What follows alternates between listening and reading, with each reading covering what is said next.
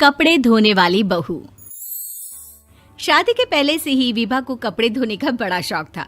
कभी नल के नीचे तो कभी तालाब के पास। अरे मेरी नीली वाली लुंगी नहीं दिख रही है। विभा की अम्मा, कहाँ रखी है लुंगी? अरे वो तो विभा ने परसों ही धोकर रखी थी आपकी अलमारी में, देखो वहीं होगी। वो ना मैंने आज धो दी, मुझे लगा कि गंदी हो गई होगी। अरे कैसे गंदी हो गई थी? उसे तो मैंने पहना भी नहीं। हे भगवान, इस लड़की के कपड़े धोने की आदत से परेशान हो गया हूँ मैं। जितना तो घर में राशन नहीं आता, उससे कहीं ज्यादा डिटर्जेंट पाउडर का खर्चा है।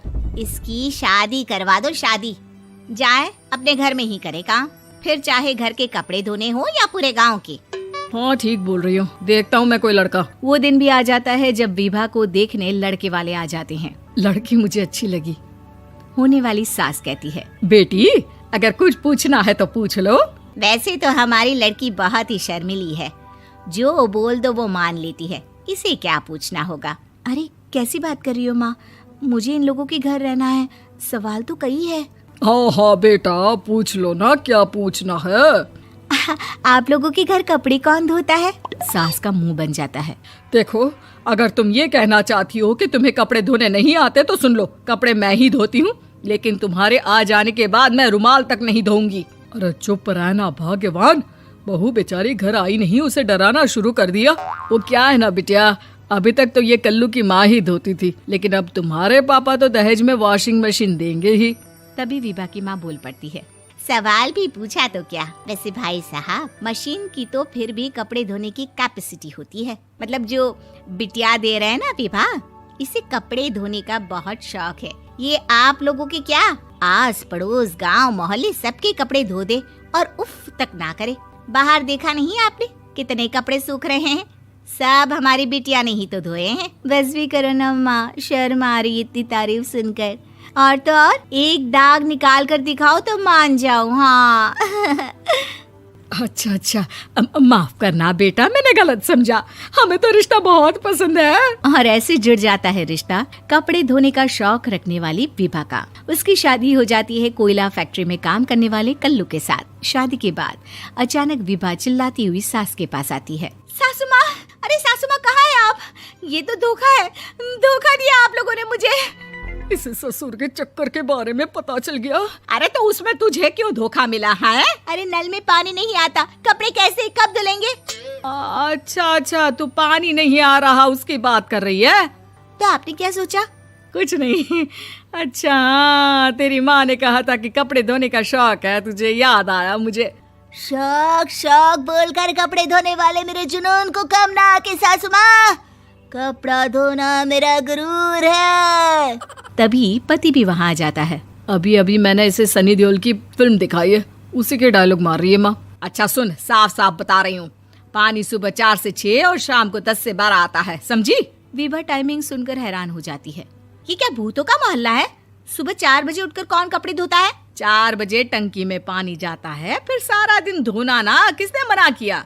अरे कैसी बात कर रही हैं? 200 लीटर की टंकी में कितने कपड़े धो लूंगी मैं? सुबह ही उठ जाऊंगी मैं। अब क्या था, विभा सुबह 4 से लेकर रात के 12 बजे तक कपड़े ही धोती रहती। एक रोज सास पड़ोस से निकलकर कहीं जा रही होती है कि साथ वाली कहती है, हाँ कल्लू की माँ, जरा ये बताओ कि 2 साड़ी है, 2 ब्लाउज और एक पेटीकोट और एक नाड़े वाला लंबा कच्छा। हाँ तो? अरे तो क्या, कितना लोगी धुलाई ये बताओ। धोबन दिख रहे हैं हम क्या? हमारे पति सरकारी नौकरी से अभी रिटायर हुए हैं और बेटा सुपरवाइजर है कोयला फैक्ट्री में। धोबन समझ रखा है हमें? हाय रे कल्लू की अम्मा, माफ कर दो, वो तो मोहल्ले में यही सब बता रहे थे कि तुमने बहू को कपड़ा धुलवाने के काम में लगा दिया है। सास को पड़ोसन की बात सुनकर गुस्सा आ जाता है। वो घर पहुंचती है जहां घर के बाहर ही इतने सारे कपड़े सूख रहे होते हैं जितने कि किसी धोबन के घर पर। अरे ओ कल्लू की दुल्हन, बाहर निकल। माँ जी यहीं आ जाओ, बाथरूम में चादर धो रहे हैं हम। अरे अभी हम धोते हैं, तुमको बाहर निकलो। ये आस पड़ोस वाले बोल रहे हैं कि हम बहू से कपड़े धुलवा कर उसे कपड़ा धोने वाली बना दिए हैं। अरे छोड़ो ना माँ जी, किन लोगों की बातों में आती हो? आस पास के लोगों का तो काम ही होता है कि वो किसी तरह सास बहू को लड़ा दे। बहू सारे घर के कपड़े धोती है, ये क्या कम है? बोलिए। सास को भी लग जाता है कि वो बहू का ये सनकीपन नहीं छुड़वा सकती, इससे अच्छा है कि खुद ही चुप हो जाए।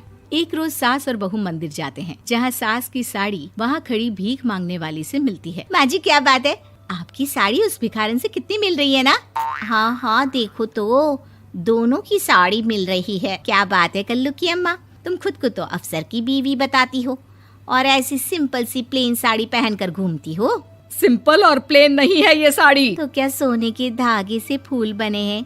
कुछ भी सासू माँ, कुछ भी। हाँ बने थे इस साड़ी में सोने के धागे से फूल। मेरे पति लेकर आए थे मद्रास से स्पेशली मेरे लिए 10,000 की। है भाई साहब इस भिखारन के लिए भी सेम टू सेम साड़ी लेकर आए होंगे 10,000 की।